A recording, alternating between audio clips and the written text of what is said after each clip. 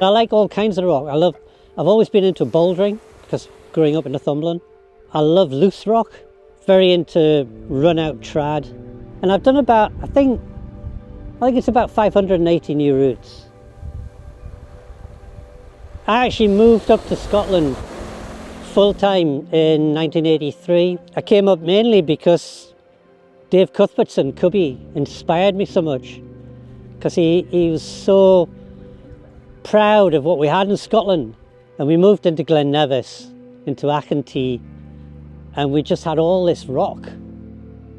Everybody was so enthralled in the climbing. There was nothing else. The rest of the world didn't matter. It was just what we could do in climbing.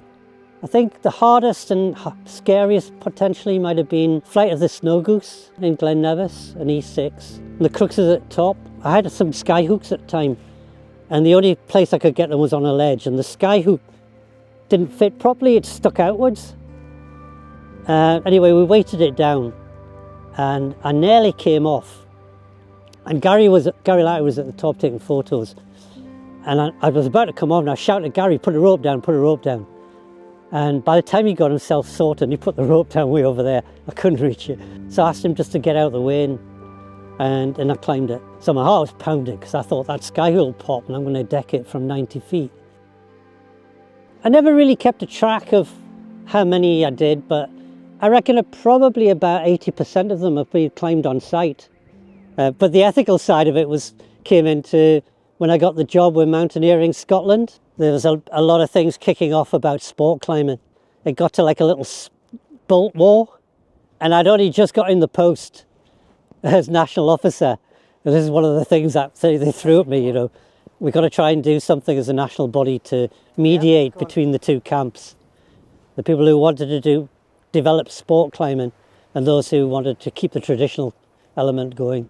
So I got a lot of people probably didn't like me at the time because, you know, in both camps they didn't like what we were coming up with, but it was compromise. Oh, that might be it.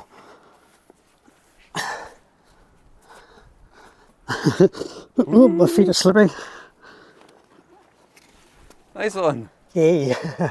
I did everything as national officer. I didn't just do climbing stuff and ethics. I was involved in all of the environmental issues.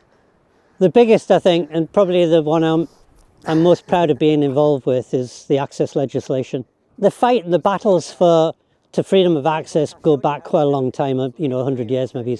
Everybody I spoke to in Scotland all say we've got the right to go anywhere we like, but it wasn't written in legislation anywhere. There was a catalyst that set it off, really.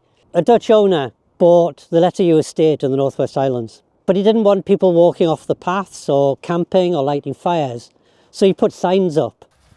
We set up meetings with Van Vlissingen, which lasted over a year and a half, and the Letteryu Accord was published. You know, it meant that people could go and walk anywhere they like and climb on where they liked in the hills. I was surrounded by people like Dick Balharry and Adam Watson and, you know, some of the great environmentalists in Scottish history. And all these guys, all of us together, produced that document.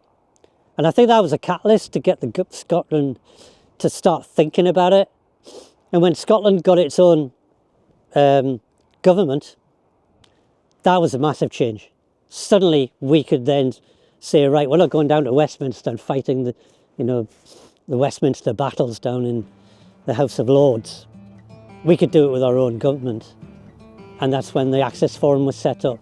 That was a breakthrough, I think, for Scotland. And the right of responsible access, that's a legacy that's going to last. There was no targeted coaches for climbing, and I pushed and pushed to try and get there to be a coaching award scheme. And I was battling. There's quite a lot of people who didn't want it.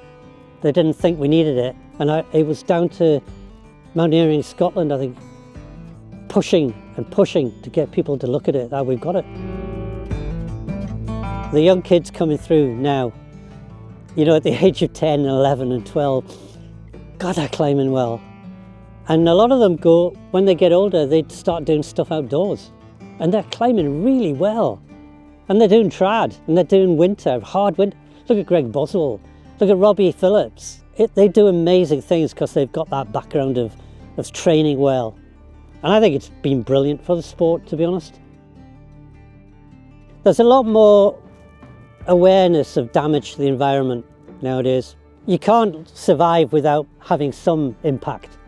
But I think you've got to try and, as a group, as a community, we've got to be really careful and not start destroying the thing that we love. We've got to be exemplars of conserving our environment while enjoying it at the same time. That'll be my message for the future for climbers.